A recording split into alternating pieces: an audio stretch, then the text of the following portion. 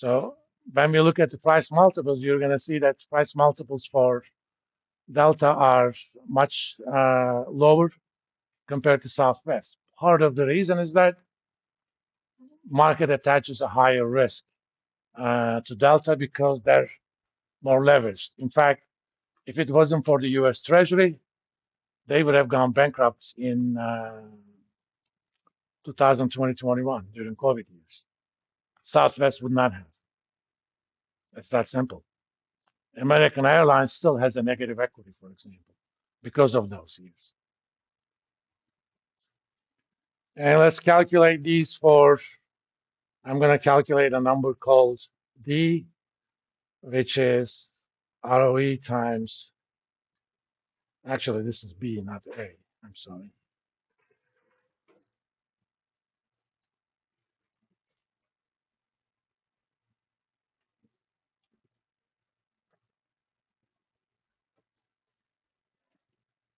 We have our ROEs up here.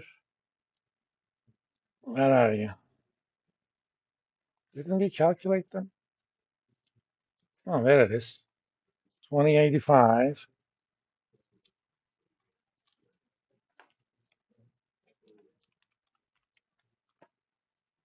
And what was the B for?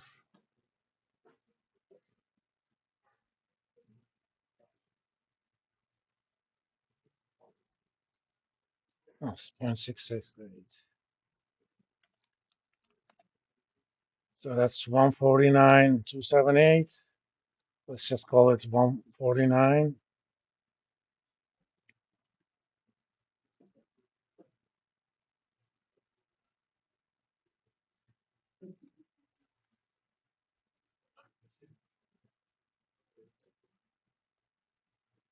And for Kroger,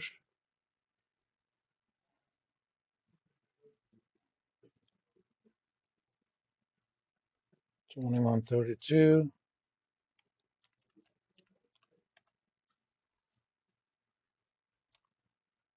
Come on, work with me.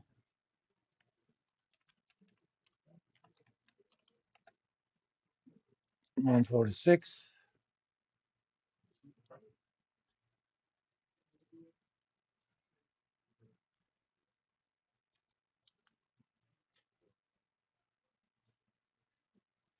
They're going to be roughly equal. So I'll just do SGR for this one. Oops.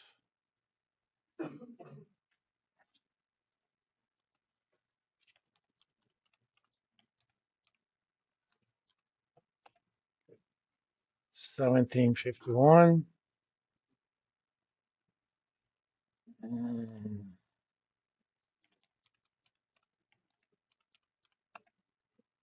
1709.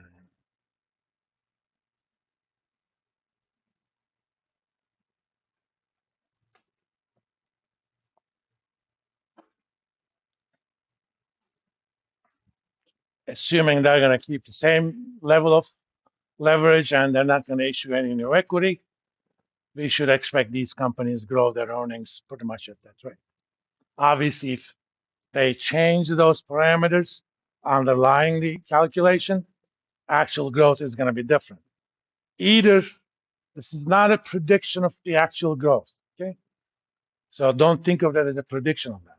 It means firms follow the same capital structure policy, which means they keep that equity ratio same, and they're not going to issue new equity, and their retention ratio and ROE is going to stay at the same levels. If next year Walmart, Kroger suddenly becomes more efficient, or they start making more money per dollar of sales PM, ROE is going to change. Okay, so that doesn't mean that this is a prediction of 17% earnings growth for Kroger. It is what would happen if none of those changed. So B was retention ratio. B is the retention ratio. Yeah. Okay. I'm gonna give you guys an Excel template anyway. You know me. Excel is a nice little calculator. As long as you know what goes in it, that's all I care. And understand the number that comes out. How is it calculated? Who gives a crap? If you don't know how to calculate it, you can always find somebody to calculate it for you. That's what those templates are for.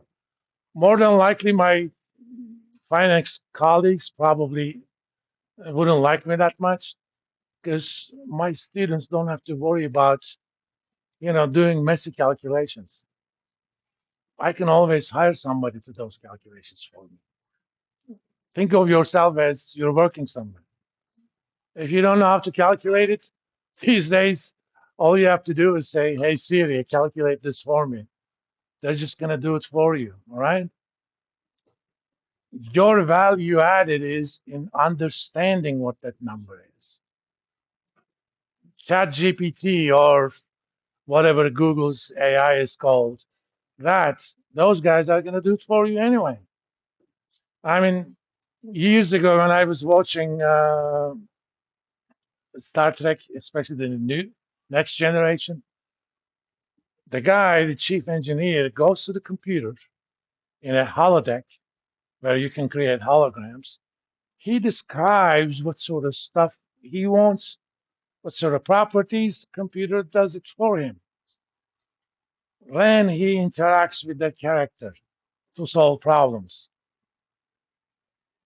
I knew when AI was developed, that sort of stuff was going to happen.